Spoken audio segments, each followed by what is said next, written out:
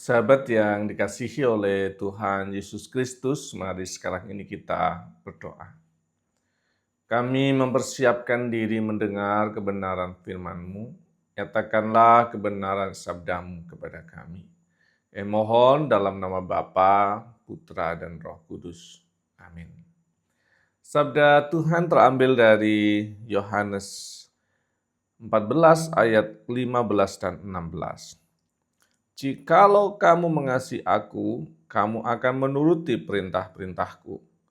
Aku akan minta kepada Bapa dan Ia akan memberikan kepadamu seorang penolong yang lain, supaya Ia menyertai kamu selama-lamanya.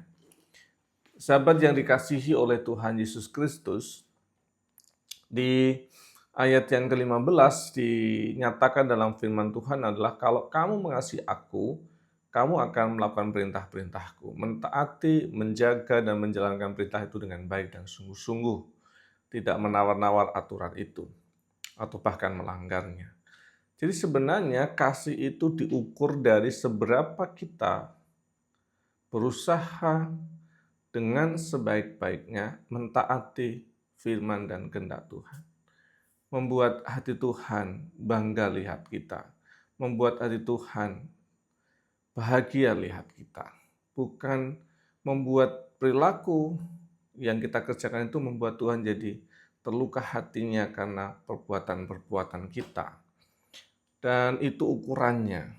Sekarang kan pertanyaannya adalah seberapakah kita mampu menjalankan perintah-perintah Tuhan. Memang perintahnya jamak ya, perintah-perintah ada banyak perintah.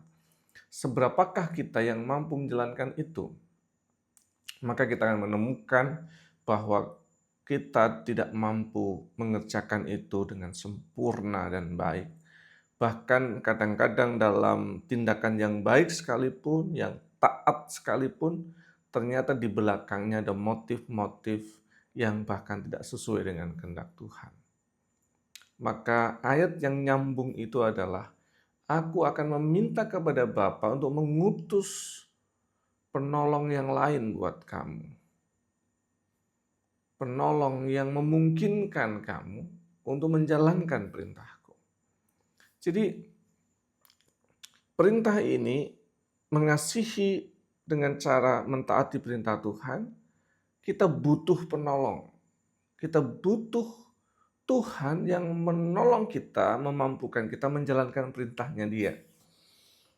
Dan itu adalah Roh Kudus. Maka mari sekarang ini coba terus menghayati. Kalau beberapa waktu yang lalu saya sampaikan bahwa Roh Kudus itu yang akan mewakili kita dengan keluhan hati yang tidak terucapkan, dengan kondisi pergumulan yang mungkin tidak bisa kita ceritakan pada orang lain. Dan disitulah Roh Kudus menolong kita. Dengan protes-protes manusiawi kita atas kehendak Tuhan yang mungkin kita nggak berani ungkapkan.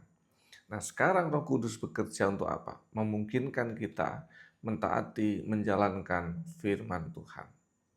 Mintalah Roh Kudus supaya Dia menemani kita, menolong kita untuk melakukan kehendak Tuhan. Tuhan Yesus memberkati. Amin. Mari kita berdoa. Bapa kami yang di surga, dikuduskanlah namamu, datanglah kerajaan-Mu, jadilah kehendak-Mu di bumi seperti di surga. Berikanlah kami pada hari ini makanan kami yang secukupnya. Dan ampunilah kami akan kesalahan kami, seperti kami juga mengampuni yang bersalah pada kami. Dan jangan membawa kami dalam cobaan, tapi lepaskanlah kami daripada yang jahat. Karena Engkau yang punya kerajaan dan kuasa dan kemuliaan sampai selama-lamanya. Amin. Tuhan senantiasa menguatkan dan menolong setiap sahabat. Dan Roh Kudus bekerja untuk memampukan setiap sahabat mentaati kehendak Tuhan. Dalam nama Bapa, Putra, dan Roh Kudus. Amin.